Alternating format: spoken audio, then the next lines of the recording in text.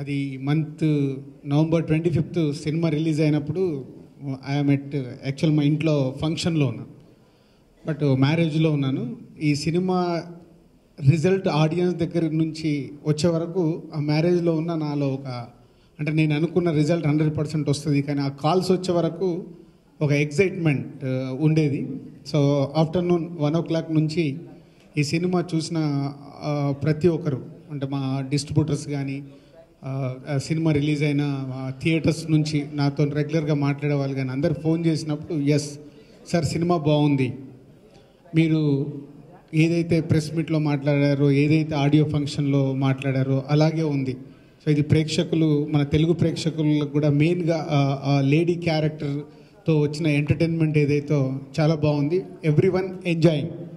So almost 1 week complete అయింది. తర్వాత జనరల్గా పెద్ద సినిమాలు అయితే ఎవ్రీడే ఎవరో ఒకరు ఈ సినిమా గురించి మాట్లాడుతూ ఉంటారు, బట్ ఎవ్రీడే ఏదో ఒక ఫోన్ కాల్ నేను ఈ సినిమా గురించి నాకు రావడం జరుగుతుంది. సినిమా చూసిన వాళ్ళు బాగుందండి, చాలా బాగుందండి, మంచి ఎంజాయ్ చేసామండి. సో అంటే ఒక సినిమా ఏదైతే నేను తమిళ్లో చూసినప్పుడు ఫీల్ అయ్యానో, సో అది ఈరోజు తెలుగు ప్రేక్షకుల దగ్గర నుంచి ఈ సినిమాకు రిపోర్ట్ రావడం, అంటే వాళ్ళు సినిమా చూసి ఎంజాయ్ చేస్తున్న విధానంకు ఐఎమ్ వెరీ హ్యాపీ.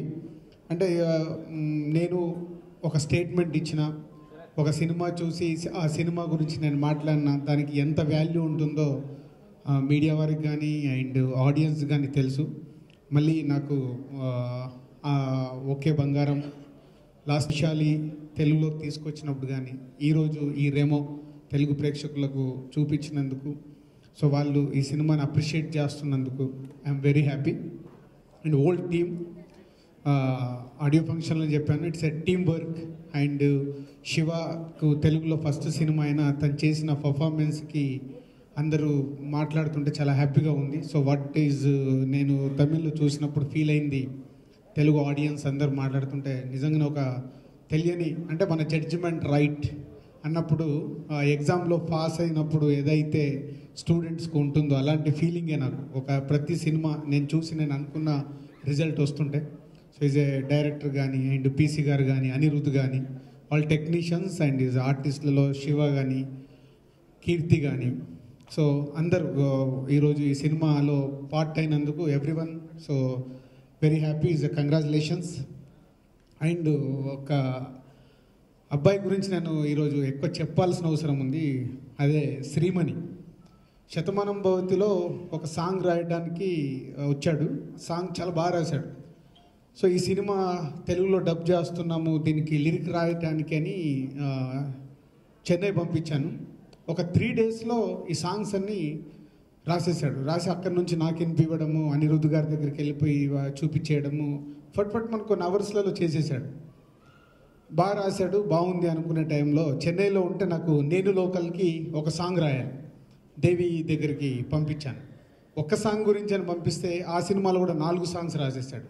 అంటే ఒక శతమానం భవతి దగ్గర నుంచి ఒక షార్ట్లీ ఒక 60 daysలో మాకు సంబంధించినవి దాదాపు 10 songs రాశాడు. అంటే ఒక టాలెంట్, ఒక సింపుల్ ఒక థ్రెడ్ లాగా అన్నట్టు, ఒక మనిషికి సినిమాలో కనెక్ట్ అవుతే ఎలా ఉంటుంది అనేది అన్ని పాటలు అలా కుదరడము, బాగా రాయడము, వెరీ హ్యాపీ.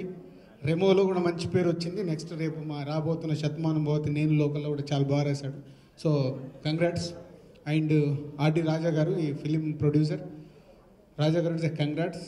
సో తెలుగు ప్రేక్షకులకి థ్యాంక్ యూ వెరీ మచ్. అంటే నేను చెప్పిన నా స్టేట్మెంట్ని కానీ ఈ సినిమాని చూసి ఈరోజు చెప్తున్న మీ అందరికీ ప్రత్యేకంగా నా ధన్యవాదాలు. Thank you. Thank you PC sir. And బాకీ he's a debut director, but I've never felt that he's one like that. He's always made us feel comfortable and